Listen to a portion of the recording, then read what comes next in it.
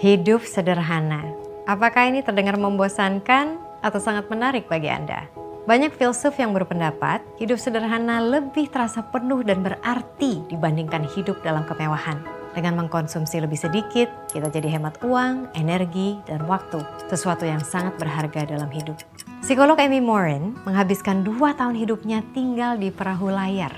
Latihan ini menuntutnya untuk memikirkan apa yang sebetulnya ia butuhkan untuk bahagia dalam hidup. Menurut Morin, dalam hidup kita butuh ruang, baik itu ruang fisik, ruang mental, maupun di kalender. Ia menyadari punya sedikit barang, berarti lebih sedikit yang harus diurus. Sehingga lebih banyak waktu untuk hal-hal yang penting dalam hidup. Lebih banyak waktu untuk orang yang dia cintai, hal yang ia hargai, dan peluang yang ingin ia ambil. Pengalaman Morin tentu bisa menjadi inspirasi untuk Anda. Karena dengan menyederhanakan hidup, Anda selain jadi punya lebih banyak waktu, juga punya lebih banyak ruang dan energi.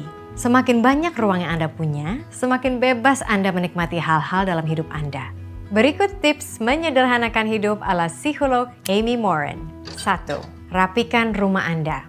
Lingkungan Anda mempengaruhi perasaan Anda secara fisik dan psikologis. Ruang yang bersih dan teratur berpengaruh positif pada kondisi mental Anda. Memudahkan Anda untuk merasa lebih energik dan produktif. Anda juga bisa coba menyumbangkan barang yang tidak Anda butuhkan. Ringan rasanya ketika punya sedikit barang yang harus diurus. 2. Singkirkan kebiasaan mental yang buruk. Contoh kebiasaan mental buruk, memikirkan masa lalu, menyesali terus-menerus. Nah, bersihkan kekacauan mental dan tidak perlu melibatkan diri dalam obrolan yang tidak perlu. Ganti dengan kebiasaan berpikir yang lebih sehat seperti rasa syukur, welas asih, dan self-talk atau diskusi dengan diri sendiri secara realistis. 3. Singkirkan orang-orang beracun dalam hidup Anda. Menetapkan batasan yang sehat itu penting. Belajar untuk mengatakan tidak dengan ramah namun asertif. Pilih-pilih orang di sekitar Anda. Jaga hubungan dengan mereka yang membuat Anda maju dan selamat tinggal kepada mereka yang membuat Anda mundur. Ini memberi ruang bagi mereka yang benar-benar berarti dalam hidup Anda. 4. Atur uang Anda dengan bijak.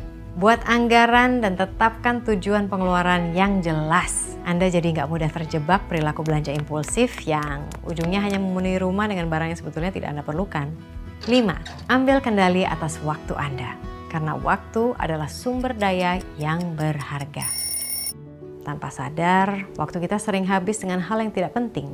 Friedrich Nietzsche mengatakan, manusia masuk 2 kategori, budak atau manusia bebas. Siapapun yang tidak punya 2/3 harinya untuk dirinya sendiri adalah budak. Siapapun ia, apakah itu negarawan, pelaku bisnis, atau sarjana. Bagaimana kita menjalankan hidup itu memang pilihan masing-masing. Tapi apa kata Nietzsche ini ada benarnya? Ingatkan diri, belum tentu ada esok hari. Ini bisa membantu kita untuk lebih disiplin menjadwalkan waktu untuk hal-hal yang penting dan menikmati momen hidup. Bermain dengan anak, ngobrol dengan pasangan atau teman, atau menikmati matahari terbenam.